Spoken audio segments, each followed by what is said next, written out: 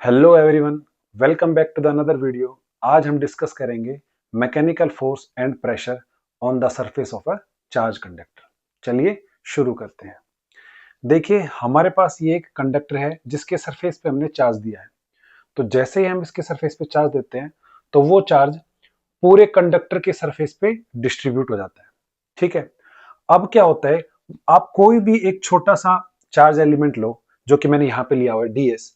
तो इन छोटे से चार्ज एलिमेंट डीएस के ऊपर बचे हुए चार्जेस की वजह से एक फोर्स लगता है।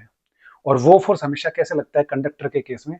वो लगता है ऑलवेज परपेंडिकुलर एंड आउटवर्ड। ठीक है, जिसको हम बोलते हैं मैकेनिकल फोर्स। ठीक है, जो कि अब हम निकालेंगे। और ये mechanical force per unit area क्या कहलाता है? Mechanical pressure. तो देखते हैं इसको कैसे निकालते हैं।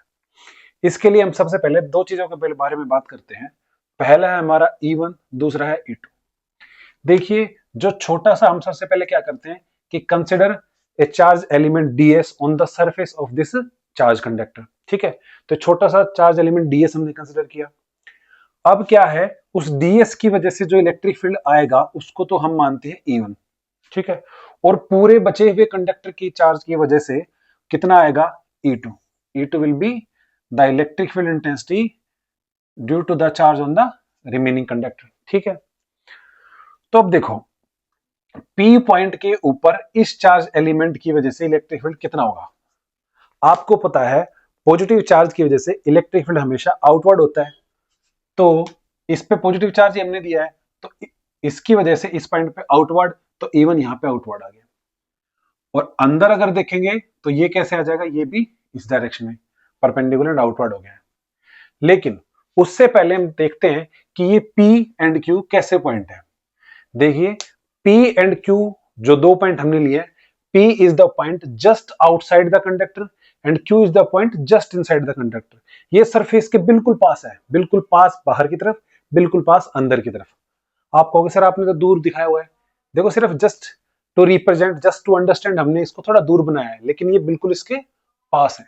ठीक है, फिर हम बात करते हैं कि E2 जो होता है वो इलेक्ट्रिक फील्ड इंटेंसिटी होता है due to the charge on the remaining conductor. ठीक है, तो रिमेनिंग कंडक्टर की वजह से जो चार्ज है, या रिमेनिंग कंडक्टर के ऊपर जो चार्ज है, उसकी वजह से जो इलेक्ट्रिक फील्ड होगा उसकी डायरेक्शन क्या होगी? देखो, कंडक्टर के बाहर अगर सरफेस, नियर बाई सरफेस पे अगर हम इलेक्ट्रिक फील्ड देखते हैं तो वो क्या आता है? हमेशा परपेंडिकुलर एंड आउटवर्ड। ठीक है, तो इसके चाहे जस्ट आउटसाइड देख लो चाहे जस्ट इनसाइड देख लो, इसकी डायरेक्शन इधर ही रहेगी, परपेंडिकुलर एंड आउटवर्ड। ठीक है, तो डायरेक्शन क्या है? Perpendicular and outward, perpendicular and outward. तो E2 would be the same. ठीक है, चलिए अब हम दो चीजें यूज करेंगे कंडक्टर की प्रॉपर्टी। तो फर्स्ट प्रॉपर्टी ये है कि इलेक्ट्रिक फील्ड इंटेंसिटी जो होता है near the surface of the conductor. अब पता लगा हमने पॉइंट P जस्ट आउटसाइड क्यों लिया है? क्यों? क्योंकि just outside the surface of a charge conductor electric field intensity होता है हमारा सिग्मा अपॉन एप्सिलॉन। ठीक है, तो जस्ट आउटसाइड आपका इलेक्ट्रिक फील्ड इंटेंसिटी होगा सिग्मा अपॉन एप्सिलॉन। लेकिन जो ये टोटल इलेक्ट्रिक फील्ड इंटेंसिटी है वो किन किन की वजह से आ रहा है? E1 प्लस E2 की वजह से। दोनों की डायरेक्शन सेम है, तब हम इसको ऐड कर सकते हैं। तो total electric field intensity at P would be E, जो कि होगा E1 plus E2 equals to sigma upon epsilon. तो पहली इक्वेशन आ गई है। दूसरी प्रॉपर्टी के बारे में बात करते हैं कि the electric field intensity inside the conductor is always zero. ठीक है, तो कंडक्टर के बल्क में हमेशा इलेक्ट्रिक फील्ड इंटेंसिटी जीरो होता है। तो सेकंड प्रॉपर्टी को यूज करते हैं। जैसे ही इसको यूज करेंगे तो हम देखते हैं कि electric field intensity eight Q क्या होगा। देखो, इस पॉइंट पे नेट इलेक्ट्रिक फील्ड क्या होगा? इसकी डायरेक्शन इधर है, इसकी डायरेक्शन इधर है, दोनों अपोजिट है। तो नेट इलेक्ट्रिक फील्ड क्या होगा? E2 minus E1। ठीक है, तो इलेक्ट्रिक फील्ड एट Q क्या होगा? E2 minus E1। और राइट हैंड साइड क्या है? जीरो। तो ये जीरो के बराबर है, तो यहां से हमें क्या मिल गया? E1 equals to E2। ठीक है, अब क्या करना है, हमें इसको इसके अंदर पुट करना है। तो using the equation number 2 in the 1, तो E1 के प्लेस पे E2 पुट करेंगे तो हो जाएगा E2 plus E2 equals to sigma upon epsilon nought. तो E2 इक्वल्स टू क्या आ जाएगा? Sigma upon 2 epsilon nought. ठीक है जी, E2 हमारा क्या आ गया है? Sigma upon 2 epsilon nought. तो अब हम देखते हैं कि इस छोटे से चार्ज एलिमेंट के ऊपर कितना फोर्स लगेगा।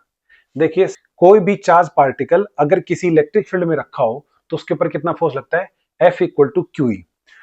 तो इतने से चार्ज एलिमेंट के ऊपर कितना फोर्स है, वो होगा charge on the surface element ds and the electric field intensity due to the remaining charge.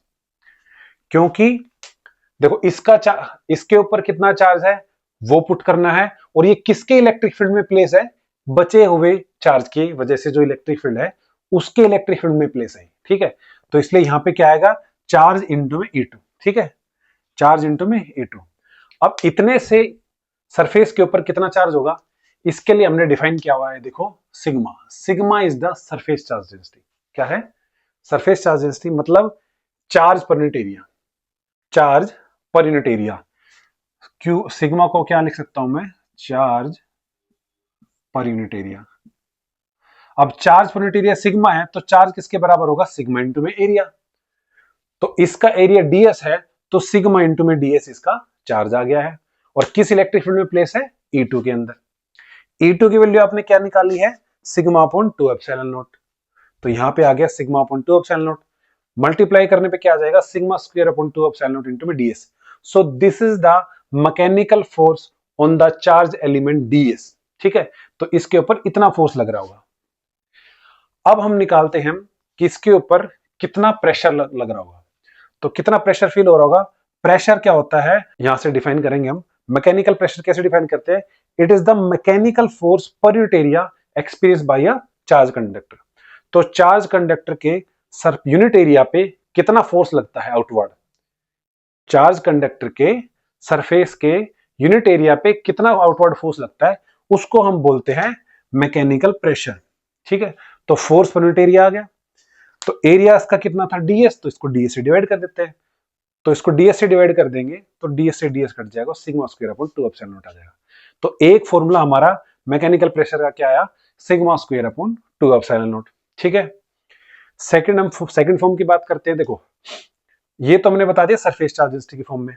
अगर कोई कहे कि इलेक्ट्रिक फील्ड इंटेंसिटी की फॉर्म में बताओ, तो देखो electric field intensity near the surface of a conductor क्या होता है, सिग्मा अपॉन एप्सिलॉन नॉट, ठीक है। तो सिग्मा यहां से क्या आएगा, एप्सिलॉन नॉट ई, इसकी वैल्यू यहां से पुट कर दो, तो एप्सिलॉन नॉट ई का whole square upon 2 epsilon nought. Square खोल लेंगे तो एक एप्सिलॉन नॉट से एक एप्सिलॉन नॉट कट जाएगा, तो यहां से क्या आएगा 1/2 एप्सिलॉन नॉट ई स्क्वायर, ठीक है। तो ये दो फॉर्मूले बनते हैं, इन दोनों को याद रखना है। तो क्या बनेगा प्रेशर का formula, sigma square by 2 epsilon not या 1/2 एप्सिलॉन नॉट ई स्क्वायर, ठीक है। मिलते हैं अगले लेक्चर में।